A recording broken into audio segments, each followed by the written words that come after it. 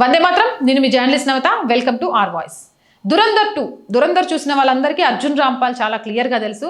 అందులో భారతదేశాన్ని తిడుతూ దూషిస్తూ క్యారెక్టర్ చేశారు. కానీ ఆయన సినిమాలో విలన్ కావచ్చు, కానీ నిజ జీవితంలో హీరో. ఆయన మాట్లాడిన మాటలు నేను చెప్తాను వినండి. సినిమాలో నేను నా భారతదేశాన్ని అని ఆయన అనుకున్నారు అని అంటే ఈ దేశం మీద ఎంత ప్రేమ ఉందో అర్థం చేసుకోవచ్చు. నేను నా భారతదేశాన్ని సినిమాలో చాలా దూషించాను, అందుకు నన్ను క్షమించండి.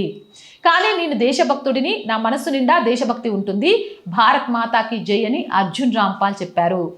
దురంధర్ సినిమాలోని ఆయన పాత్ర గురించి మాట్లాడుతూ భారతదేశాన్ని కఠినమైన కోణంలో చిత్రీకరించినందుకు నటుడు అర్జున్ రాంపాల్ విచారం వ్యక్తం చేశారు. అదే సమయంలో తన బలమైన దేశభక్తి భావాలను పునరుద్ఘాటించారు.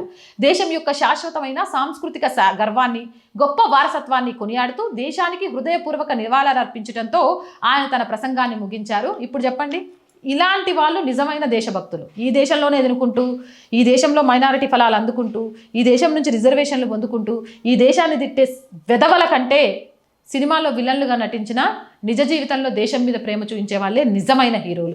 అవునంటారా కాదంటారా? మీ అభిప్రాయం ఏంటి? కామెంట్ చేయండి. మోర్ వీడియోస్ కోసం ఛానల్ని వెంటనే సబ్స్క్రైబ్ చేయండి. రోజు చెప్తుందేనండి, R group of channels, R voice, R political, R Sanskriti, 3 మన ఛానల్సే.